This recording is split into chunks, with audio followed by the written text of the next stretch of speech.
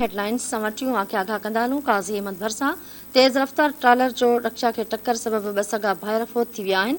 ॿ ॼणा ज़ख़्मी थी पिया आहिनि। इंतिहाई अफ़सोसनाक ख़बर अव्हां खे ॾेई रहिया आहियूं। काज़ी अहमद भरसां तेज़ रफ़्तार ट्रालर जो रक्षा खे टक्कर लॻण जे नतीजे में ॿ सॻा भाइर फोत थी विया आहिनि, जॾहिं त ॿ ॼणा ज़ख़्मी थी पिया आहिनि। रंगमहल शादी हाल वटि क़ौमी शाहराह ते तेज़ रफ़्तारीअ सबबि ट्रालर चिंची रक्षा सां टकराइजी वियो। हादसे जे नतीजे में माइटनि जी शादीअ लाइ गोश्त वठण लाइ वेंदड़ ॿ भाइर मोहम्मद ईसा जतोई ऐं मोहम्मद मूसा जतोई फोत थी विया।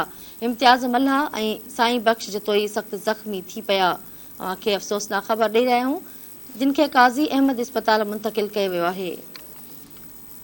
अव्हांखे अफ़सोसनाक ख़बर बाबति आगाह कयूं पिया। काज़ी अहमद भरसां तेज़ रफ़्तार ट्रॉलर रिक्शा खे टक्कर लॻण सबबि ॿ सॻा भाइर फोत थी विया आहिनि।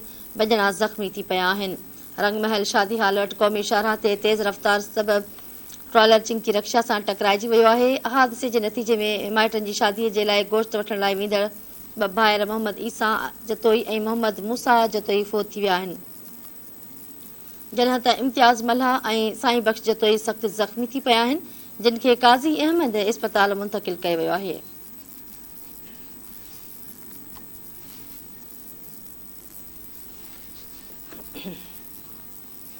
अफ़सोसनाक ख़बर अव्हां खे ॾियूं पिया। काज़ी अहमद भरसां तेज़ रफ़्तार ट्रालर जो रिक्शा खे टक्कर लॻण जे नतीजे में ॿ सॻा भाइर फोत थी विया आहिनि, जॾहिं त ॿ ॼणा ज़ख़्मी थी पिया आहिनि।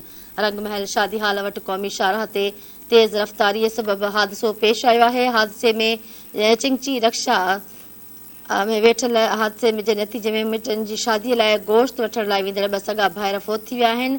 ॿिनि सॻनि भाइरनि में मोहम्मद ईसा जतोई ऐं मोहम्मद मूसा जतोई शामिल आहिनि।